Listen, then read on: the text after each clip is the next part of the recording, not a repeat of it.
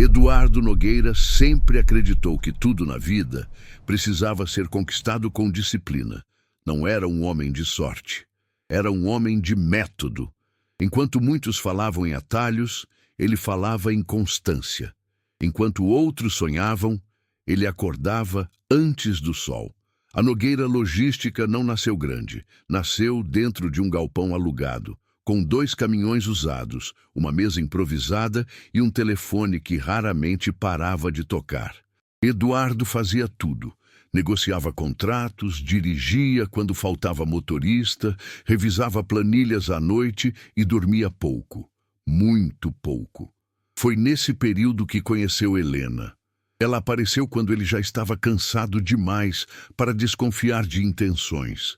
Trabalhava como assistente administrativa em uma empresa parceira. Falava baixo, se vestia com elegância discreta e parecia admirar profundamente a dedicação dele. Escutava quando ele falava de trabalho, fazia perguntas, elogiava sua visão de futuro. Eduardo confundiu atenção com amor e gratidão com lealdade. Casaram-se 3 anos depois, quando a empresa já começava a crescer. Helena deixou o emprego e passou a ajudar na empresa, não oficialmente. Eduardo nunca formalizou nada. Confiava, sempre confiou. Somos um time, dizia ele. O que é meu é seu. Ela sorria, sempre sorria. Os anos passaram. A Nogueira Logística se tornou referência regional. Contratos maiores, frota nova, sede própria. Eduardo passou a ser chamado de doutor por pessoas que antes o ignoravam. Revistas locais queriam entrevistas, bancos ofereciam crédito, tudo parecia finalmente no lugar. Mas sucesso cobra um preço silencioso. Eduardo passou a chegar cada vez mais tarde em casa. Reuniões, viagens, decisões. Helena dizia compreender. Preparava o jantar, perguntava como foi o dia, mantinha a imagem de esposa paciente e parceira. Mas algo nela havia mudado. Pequenos detalhes que Eduardo ignorou. O celular sempre virado para baixo. Conversas interrompidas quando ele entrava no cômodo. Reuniões sociais que nunca tinham fotos. Eduardo não era ingênuo, apenas estava cansado demais para suspeitar. Até aquela noite. Era uma terça-feira comum. Eduardo voltou mais cedo do que o habitual. O contrato havia sido fechado antes do previsto. Queria surpreender a esposa. Comprou vinho. Pensou até em pedir desculpas por tantas ausências. A casa estava silenciosa demais. Helena não estava na sala, nem na cozinha. Ele ouviu vozes vindas do escritório, o mesmo escritório onde ficavam documentos da empresa, contratos, senhas, pastas que ele nunca trancava. Quando se aproximou, ouviu risadas, uma voz masculina, confiante, familiar demais. Eduardo parou antes de abrir a porta. "Você tem certeza que isso está no seu nome também?" perguntou o homem. "Tenho", respondeu Helena, sem hesitar. Ele nunca se preocupou com isso. Sempre confiou em mim. O chão pareceu ceder sob os pés de Eduardo. "E quando ele descobrir?" insistiu a voz. Helena riu. "Quando descobrir, já vai ser tarde." Eduardo abriu a porta. O silêncio foi imediato. Helena estava sentada à mesa. À sua frente, Ricardo Vasconcelos, advogado e antigo consultor externo da empresa. Na tela do notebook, documentos abertos, planilhas, minutas de contrato, o logotipo da Nogueira Logística estampado no canto. Eduardo não gritou, não perguntou, não fez cena. Apenas olhou. Helena levantou devagar, tentando manter a postura. "Eduardo, isso não é o que você está pensando." Ele respirou fundo. O coração batia forte, mas a voz saiu fria. "Então me explica", disse. "Porque o que eu estou vendo é minha esposa, com um advogado mexendo em documentos da minha empresa sem o meu conhecimento." Ricardo fechou o notebook rapidamente. "Acho melhor eu ir", murmurou, evitando contato visual. Eduardo não respondeu. Apenas continuou olhando para Helena. Ela tentou se aproximar. "Você anda ausente", começou. "Eu só estava me protegendo, pensando no nosso futuro." Eduardo deu um passo para trás. Nosso futuro não se constrói com traição, respondeu. Nem no casamento, nem nos negócios. Foi ali, naquele escritório, que Eduardo entendeu algo que mudaria tudo. A traição não começou naquela noite. Aquela noite foi apenas o momento em que ela deixou de se esconder. E o que ele ainda não sabia era que aquela não era apenas uma traição emocional. Era uma tentativa calculada de tomar tudo o que ele levou uma vida inteira para construir. Eduardo não dormiu naquela noite. Não porque estivesse chorando, ou quebrado, ou em desespero visível. O que o mantinha acordado era algo mais perigoso: lucidez. Uma lucidez fria, cortante, que surgia quando todas as peças começavam a se encaixar tarde demais. Helena dormia no quarto, ou fingia dormir. Eduardo permaneceu no sofá, com o notebook aberto, revivendo mentalmente cada conversa, cada assinatura, cada decisão tomada nos últimos anos. Pela primeira vez, ele não pensava como marido, pensava como empresário. E isso mudava tudo. Às 4 da manhã, ele se levantou em silêncio e foi até o escritório. O mesmo escritório onde horas antes sua vida havia rachado. Abriu gavetas, pastas, caixas antigas. Procurava algo que não sabia exatamente o que era, mas sentia que precisava encontrar. Foi então que percebeu. Havia documentos fora do lugar. Contratos que ele lembrava de ter guardado em outra pasta. Cópias que ele nunca imprimira, anotações à caneta com a letra de Helena, datas circuladas, percentuais destacados. Eduardo sentiu o estômago revirar. Ele sempre fora cuidadoso com números, mas negligente com pessoas. Achava que confiança era suficiente. Nunca revisava tudo o que Helena organizava. Nunca questionava quando ela dizia: "Já resolvi isso para você." Agora, cada "já resolvi" soava como uma ameaça. Quando o sol começou a nascer, Eduardo tomou uma decisão. Não confrontaria mais Helena sem provas. A partir daquele momento, cada passo seria calculado. Na manhã seguinte, agiu como se nada tivesse acontecido. Tomou café com ela, ouviu comentários banais, respondeu com frases curtas. Helena parecia nervosa, mas aliviada. Acreditava que havia conseguido contornar a situação, que Eduardo, como sempre, engoliria o desconforto e seguiria em frente. Ela estava errada. Eduardo saiu para o trabalho e foi direto para a empresa, mas não entrou pela porta principal. Passou primeiro no escritório de Marcos Tavares, contador da empresa há mais de 10 anos. Um homem discreto, meticuloso e, acima de tudo, leal. "Marcos, preciso que você faça uma auditoria completa", disse Eduardo sem rodeios. "Tudo. Contratos, participações, procurações, alterações societárias, tudo." Marcos franziu a testa. "Algum problema específico?" Eduardo hesitou por um segundo. Depois respondeu: "Sim, e eu acho que começou dentro da minha própria casa." O contador não fez mais perguntas. Apenas assentiu. Nos dias seguintes, Eduardo passou a observar Helena com outros olhos. Cada ligação, cada mensagem, cada saída rápida. Ele notou algo que antes ignorava. Ela estava sempre um passo à frente. Sabia quando ele teria reuniões longas. Sabia quando ele viajaria. Sabia exatamente quando agir. E agia. Marcos ligou 3 dias depois. "Eduardo, você precisa vir aqui." A voz dele estava diferente, mais baixa, mais pesada. No escritório, Marcos espalhou os documentos sobre a mesa. "Nos últimos 2 anos", começou, "houve alterações sutis, mas perigosas. Procurações assinadas por você dando poderes amplos. Algumas delas permitem movimentação societária." Eduardo sentiu um frio subir pela espinha. "Eu nunca assinaria isso conscientemente." "Eu sei", respondeu Marcos. Mas assinou. Em meio a outros documentos, em reuniões longas, em viagens, sempre com alguém facilitando: Helena. "E não é só isso", continuou o contador. "Há uma minuta de alteração contratual pronta, não registrada ainda, mas pronta. Eduardo fechou os olhos por um instante. O que essa minuta prevê? Perguntou. Marcos respirou fundo. Que, em caso de incapacidade administrativa sua, a gestão passe para outra pessoa. No caso, sua esposa.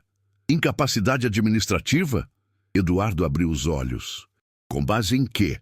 Marcos deslizou outro papel pela mesa. Relatórios internos manipulados, indícios de má gestão. Nada registrado oficialmente ainda, mas suficiente para criar um conflito jurídico. Eduardo entendeu naquele instante. Não era apenas traição conjugal. Era uma estratégia. Um golpe lento, silencioso, construído com paciência. E Ricardo Vasconcelos não era apenas um amante.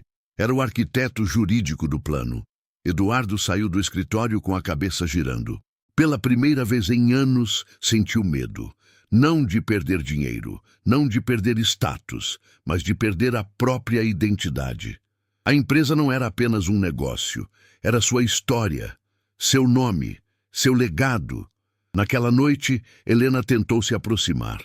Você anda distante, disse, tocando o braço dele. Está tudo bem? Eduardo a encarou por alguns segundos.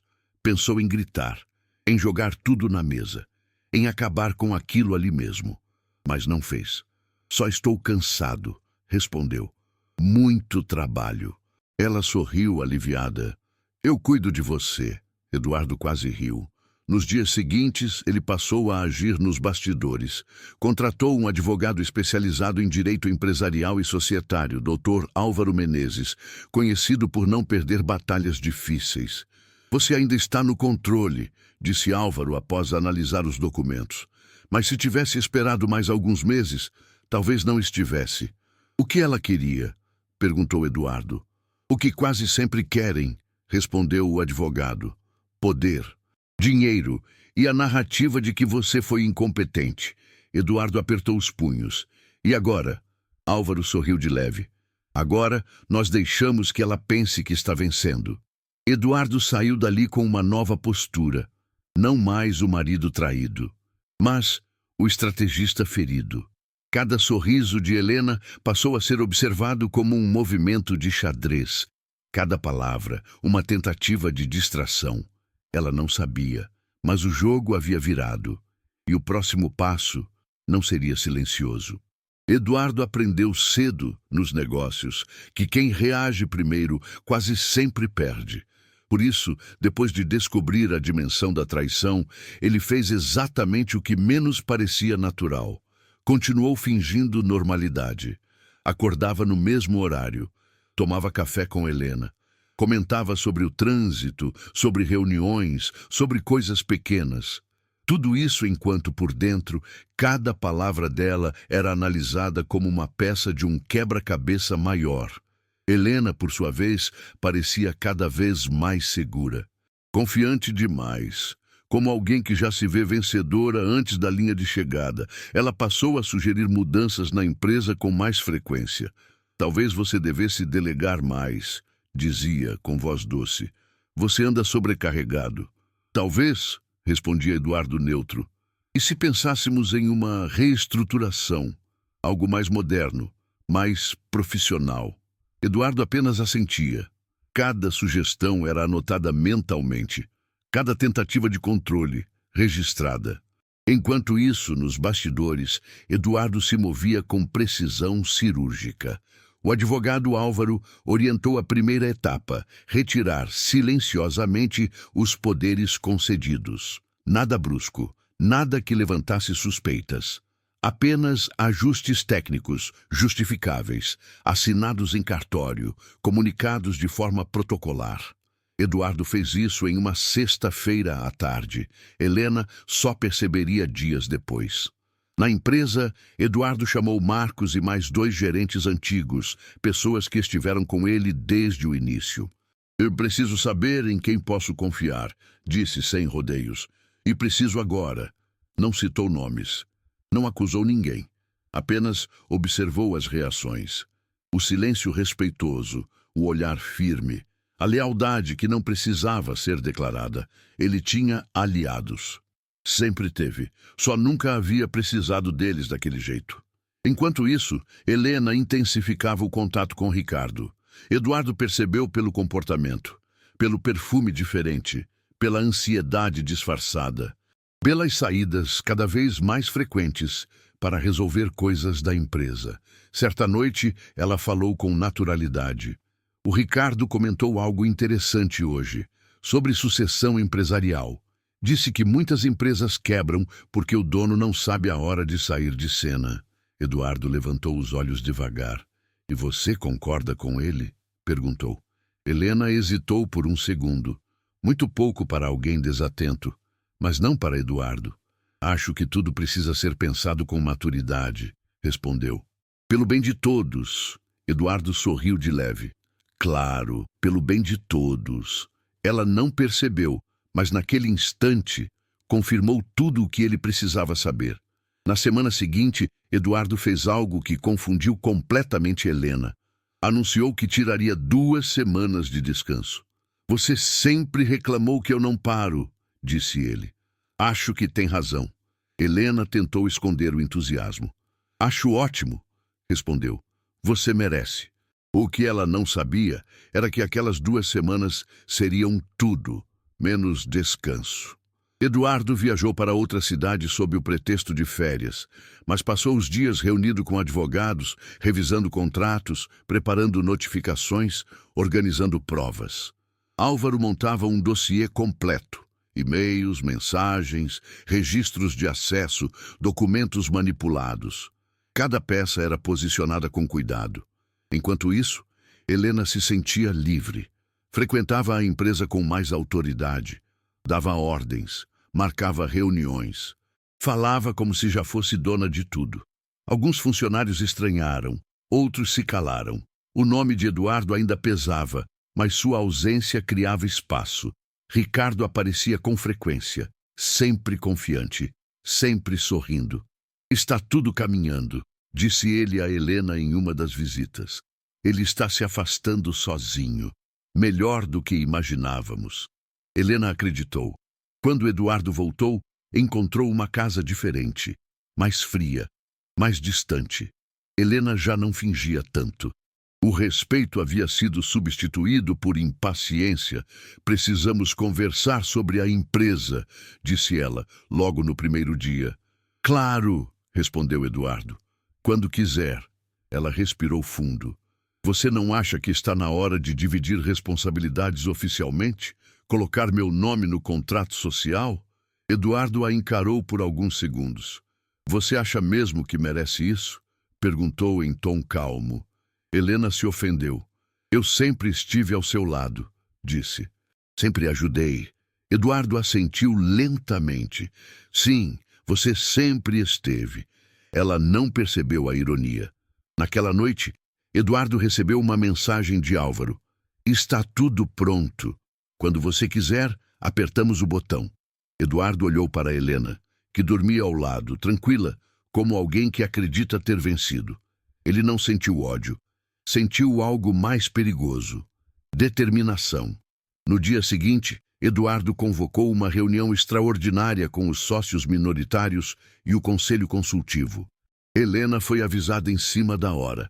Por que eu não sabia disso antes? Questionou irritada. Decisão de última hora, respondeu Eduardo. Coisas de gestão. Ela foi confiante, elegante, preparada para assumir o protagonismo. Ricardo também estava lá. O que nenhum dos dois sabia é que aquela reunião não era sobre expansão, era sobre exposição. E quando Eduardo se levantasse para falar, nada mais ficaria escondido.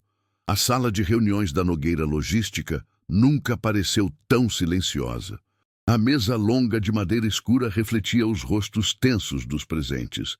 Sócios minoritários, 2 conselheiros externos, o contador Marcos, o advogado Álvaro Menezes e, sentados lado a lado, Helena e Ricardo. Eduardo estava em pé, próximo à janela. Observava a cidade lá embaixo como se aquele momento não fosse sobre ele. Como se tudo estivesse sob controle. E estava. Podemos começar? Perguntou um dos conselheiros. Eduardo virou-se devagar. Podemos, respondeu. Mas antes, Quero deixar claro que esta reunião não é sobre crescimento, expansão ou novos contratos. Helena franziu o senho. Então, sobre o que é? Questionou, impaciente. Eduardo caminhou até a cabeceira da mesa e apoiou as mãos na madeira. Sobre confiança, disse, e sobre o que acontece quando ela é usada como arma. Ricardo cruzou os braços. Tentou parecer tranquilo, mas seus olhos denunciaram alerta. Eduardo fez um gesto para Marcos, que conectou um pendrive ao projetor. A tela acendeu. Durante anos, começou Eduardo, eu acreditei que lealdade não precisava ser formalizada, que pessoas próximas jamais cruzariam certas linhas. Eu estava errado. A primeira imagem surgiu na tela. Uma cópia de procuração. Reconhece essa assinatura, Helena? Perguntou Eduardo sem elevar a voz. Ela empalideceu levemente. Claro, respondeu. É sua. Exato, disse ele. Uma das várias que assinei confiando que seriam usadas apenas para tarefas administrativas simples. A tela mudou. Desta vez, outra procuração com poderes ampliados. Esta, no entanto, concede autorização para movimentações societárias, algo que eu jamais aprovaria conscientemente. Ricardo se inclinou para a frente. Isso não prova nada, disse. Procurações são comuns em empresas familiares. Eduardo sorriu de canto. Concordo. Por isso fomos além. A tela mudou novamente. Agora, e-mails. Conversas trocadas entre Helena e Ricardo. Datas. Horários. Assuntos claros demais para serem interpretados como consultoria. Um murmúrio percorreu a sala. Helena se levantou de repente. Isso é invasão de privacidade, exclamou. Você não pode... Posso, interrompeu Álvaro pela primeira vez falando. Todos os acessos ocorreram em dispositivos corporativos, com e-mails corporativos. Legalmente, não há qualquer irregularidade. Helena sentou-se lentamente, o rosto agora rígido. Eduardo continuou. Aqui, disse apontando para a tela, vemos a construção de uma narrativa. Relatórios internos manipulados, projeções alteradas, sempre com o mesmo objetivo. Me apresentar como um gestor incapaz. Um dos sócios pigarreou. Eduardo, você está dizendo que houve uma tentativa de golpe? Eduardo respirou fundo. Estou dizendo que houve uma tentativa de tomada de controle, planejada, gradual e silenciosa. Ricardo riu, nervoso. Isso é absurdo. Uma teoria conspiratória. Eduardo assentiu. Eu também achei, até ver isso. A tela exibiu a minuta de alteração contratual. Silêncio absoluto. Este documento, explicou Eduardo, estava pronto para ser protocolado assim que certas condições fossem criadas. Entre elas, questionamentos sobre minha capacidade administrativa. Helena levantou-se novamente, agora exaltada.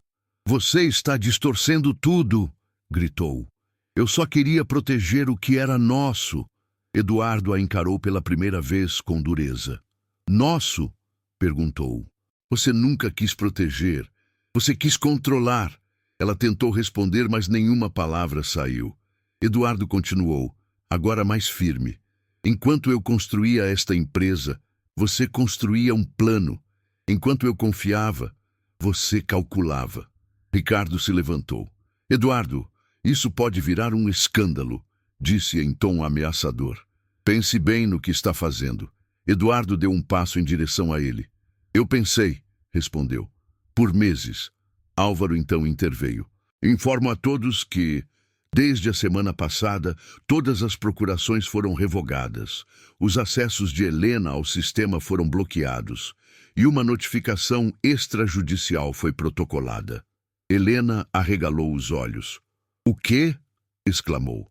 Além disso, continuou Álvaro, estamos ingressando com ação judicial por tentativa de dilapidação patrimonial e quebra de dever fiduciário. Ricardo empalideceu.